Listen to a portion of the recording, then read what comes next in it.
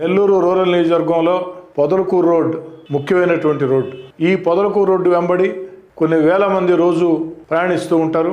ఈ పొదలకూరు రోడ్డు ప్రాంతం అంతా కూడా ఎక్కువ పేద, సామాన్య, మధ్యతరగతి కుటుంబాలు అధికంగా నివసించే ప్రాంతాలు.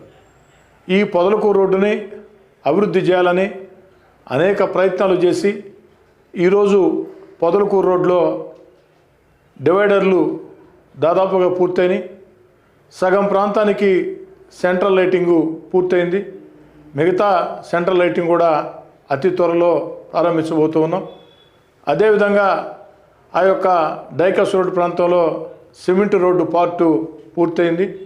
అదేవిధంగా ఈ పొదలకూరు రోడ్డు ప్రాంతంలో భవిష్యత్తులో రోడ్డు దెబ్బతినకుండా ఉండాలంటే ప్రజలకి ఏదైతే ఈ వరదలు, ఈ నీళ్లు రోడ్ల మీద నీళ్లు ఆగకుండా ఉండాలంటే డ్రైన్లు కట్టడం అత్యంత అవసరమని ఇంజనీర్ల సూచన మేరకి 1,30,00,000 రూపాయలు ఒక్క పొదలకూరు రోడ్డు డ్రైన్ల కోసం 1,30,00,000 రూపాయలు నిధులు విడుదల చేయడం జరిగింది.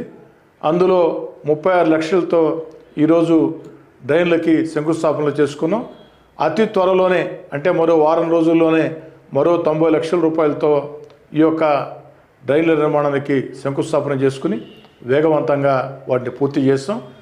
ఆ డ్రైన్ల నిర్మాణం పూర్తయిన తర్వాత సెంట్రల్ లైటింగ్ మిగతా ప్రాంతం కూడా పూర్తయిన తర్వాత అప్పుడు పొదలకూరు రోడ్డు, బీటీ రోడ్డు పనులు మొత్తం కూడా తార్ రోడ్డు పనులు ప్రారంభమవుతాయి. మొత్తం అన్నీ కలగలిపి 3 నెలలు సమయం పడుతుంది. జూలై ఆఖరిలోపు, ఇది ఏప్రిల్ నెల, మే, జూన్, జూలై ఆఖరి లోపు ఈ యొక్క పొదలకూరు రోడ్ని సర్వాంగ సుందరంగా తీర్చిదిద్ది రోడ్డు, డ్రైన్లు, డివైడర్లు, సెంట్రల్ లైటింగు, ఆ ఖాళీ ప్రదేశాల్లో ఉద్యానవనాలు అవన్నీ కూడా ఏర్పాటు చేసి సర్వాంగ సుందరంగా ప్రజలకు మేలు చేసేటట్లు తీర్చిదిద్దుతామని. కాబట్టి మరో 3 నెలలు పొదలకూరు రోడ్డు ప్రాంతంలో ప్రజలు ట్రాఫిక్తో కాస్త ఇబ్బందులు ఎదుర్కోవాల్సి ఉంటుంది. దయచేసి పొదలకూరు రోడ్డు వాసులకు కానీ, పొదలకూరు రోడ్డు గుండా ప్రయాణించే ప్రయాణికులకు కానీ 2 చేతులు జోడించి సవినయంగా మనవి చేస్తూ ఉన్నా. కాస్త 3 నెలల పాటు చిన్న చిన్న సమస్యలు ఉంటాయి, ట్రాఫిక్ అవాంతరాలు ఉంటాయి.